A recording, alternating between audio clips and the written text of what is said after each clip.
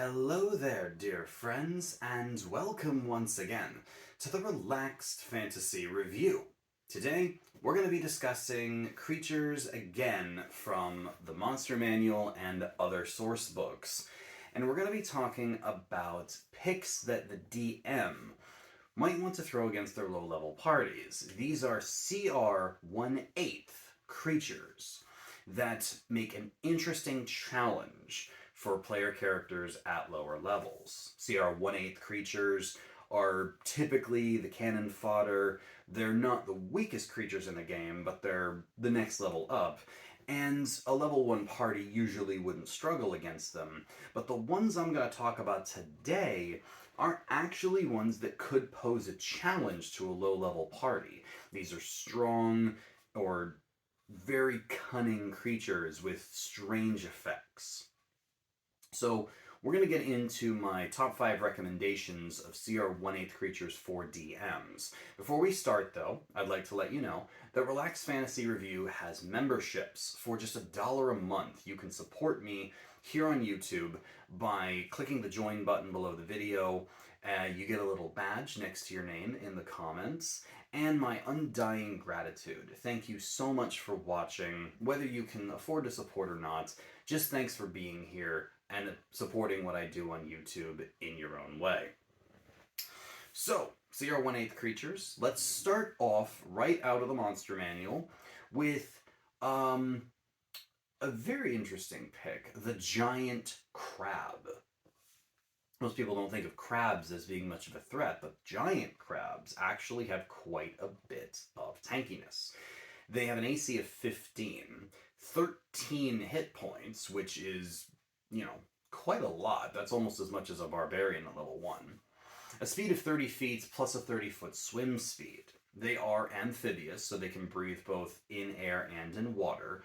And what makes them real dangerous is that they have a pair of giant claws. These claws have a +3 to hit, do 1d6 plus 1 damage, and can grapple creatures. If the crab hits them, it can grab on with its pincers, grappling and stopping creatures from moving around. Now, it only has 2 of these, so it can only grapple 2 people at once, but if you have a couple giant crabs on the board, basically the whole party can get grappled, meaning that they're not going to be able to move freely.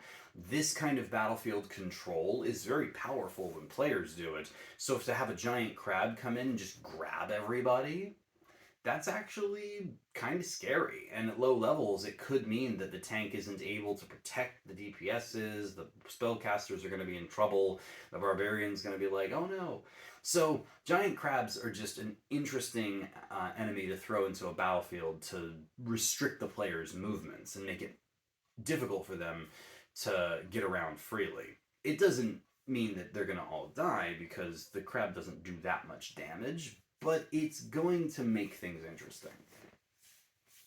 Speaking of interesting, next creature on my list comes from Wild Beyond the Witchlight, and this is the kind of creature that will throw your players off, the Displacer Beast Kitten. Displacer Beasts are a famous enemy in D&D, but it turns out that they have a baby form. This little Displacer Beast Kitten has an AC of 12, 9 hit points, and a speed of 30 feet, and a little tendril attack that has a +3 to hit and does 4 damage. But it still has the displacement trait, where this little kitten has a copy of itself that appears nearby, an illusion that isn't the real Displacer Beast. Meaning that if the creature attacks and the players are forced to fight it, their attack rolls will have disadvantage against it, because there's 2 of them and they don't know which one it is. Now, that being said, if they do manage to hit it, then its displacement appearance vanishes for a turn, so, because it's a young Displacer Beast. But it's supposed to look like this cute little animal, a cat, but it's actually a monstrosity and will attack. So This one can be an absolute bait and switch for the players. You throw out this little kitten, people are like, oh, it's cute. And then it attacks, and they're like, stop that. And then they can't hit it because it's an illusion. It will throw them off. It's one of those that will definitely surprise players. That doesn't mean that it has to be an enemy because it's an unaligned creature, but it can't be tamed using animal friendship because it's not a beast, it's a monstrosity. So, definitely an interesting challenge for players to overcome. Now, moving along to the Explorer's Guide to Wildemount, we have the animated knife. This one is a doozy because this thing is kind of annoyingly strong for a CR-1/8 creature. It has an AC of 17 because it's so small, it's hard to hit. 12 hit points and a 50-foot fly speed. So this thing's going to outrun players as well as they're not going to be able to escape it. Now, it does have the false appearance trait, which means that if it's not moving, it is indistinguishable from a normal knife. So if you walk into a castle or a kitchen or something, and you just see a knife sitting there, you'd have no idea it was animated. It does have anti-magic susceptibility. It won't move in an anti-magic field, and if it's hit with Dispel Magic, it becomes unconscious for a minute. But because it's a knife, it can stab just like a dagger. It's got a +4 to hit, does 1d4 plus 1 damage, and it doesn't hit that hard, but it's just the fact that it's so hard to kill. With 12 hit points and a 17 armor class, that's going to be a problem for a low-level party, especially if there's more than one. If there's a few animated knives floating around, that's dangerous. And with that kind of fly speed that they've got, it's going to be tough to knock them out of the air. They would go down to AoE effects, thankfully, but even then, how much AoE effect does a low-level party have? Wizard might have Burning Hands or something, but that's about what you got. So watch out for these things. They definitely would be an annoying enemy to run across and could do a lot more damage than you'd think. Now, the next one on my list comes from Van Richten's Guide to Ravenlofts from the horror books, and it is called the Grimishka. Grimishka are tiny little cat-like creatures that have a strange relationship to magic. They have an AC of 12, 10 hit points, and a speed of 30 feet. A bite attack that has a +4 to hit, does 1d4 plus 2 damage plus 1d6 force damage, because they have this weird little magic imbuement. But the part that makes them super dangerous is their magic allergy. You see, Grimishka are sensitive to spellcasting. If a creature casts a spell, any spell, within 30 feet of the Grimishka rolls a d6. On a 1 or a 2, it has this strange AoE effect where creatures that are close to the Grimishka take damage. So it just pulses magical energy. On a 3 or a 4, the Grimishka heals itself, so it kind of absorbs the magic. And on a 5 or a 6, the Grimishka self-destructs, and a swarm of Grimishka appear. So this is a spellcaster's worst nightmare. Unless you're firing spells at the Grimishka from over 30 feet away from it, any magic you cast, whether healing, attack, utility, whatever, is going to help your enemy in some way, either by causing it to do more damage, healing it, or turning it into a swarm of itself. That's insanity. And obviously this means that you want to fight it in melee, but of the 13 classes in D&D, 9 of them are spellcasters. Maybe not primary spellcasters, but even so, the fact is most characters have magic of some variety. So unless you have a fighter, barbarian, rogue, or monk in your party, this is going to be a problem. Grimishka are wild, and I think that just throwing one of them at a party full of spellcasters would really confuse them. Because now they're like, oh, do I use my dagger or do I use my cantrip? What am I going to do?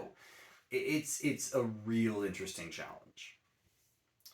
And then finally, my last pick for this list comes from Volo's Guide to Monsters, and then was reprinted in Mordenkainen Presents Monsters of the Multiverse. And it is the Boggle. Boggle are these strange little fey creatures that have a myriad of weird powers.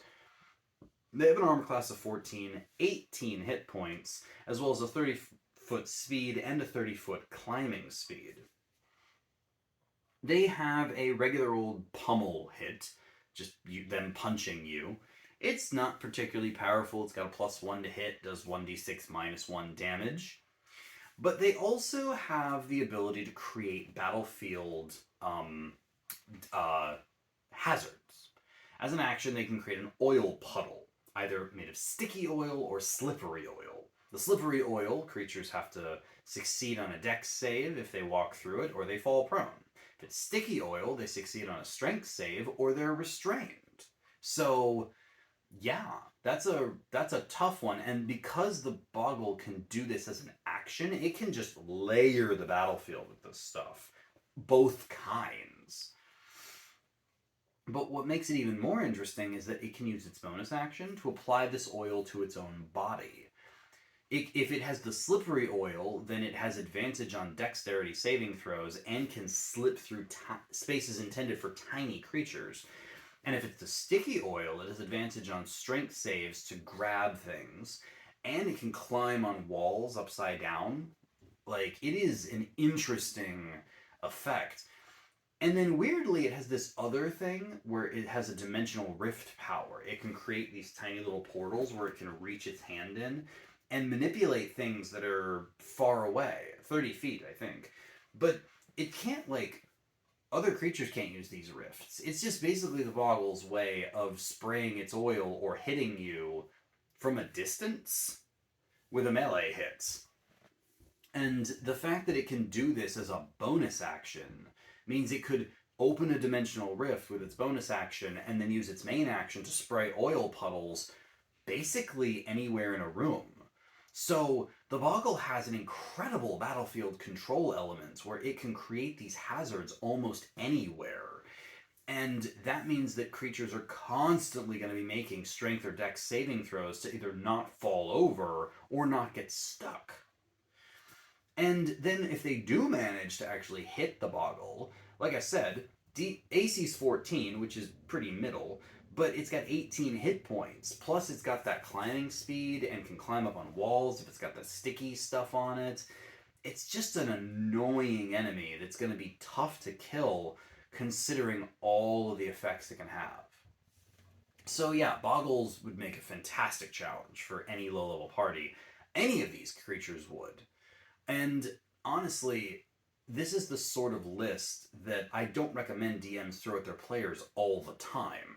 These are challenging monsters or weird puzzle creatures that you have to figure out how to beat. This is the sort of thing that I'd put as kind of a mid-game low-level mini-boss. Like if you've got a party who's 2/3 of the way to the big bad and you need to throw something big in their way to challenge them, a couple Displacer Beast kittens, a couple giant crabs, a couple animated knives, Grimishka or a Boggle, any of these would make for a fair challenge for a level 1 to 3 party.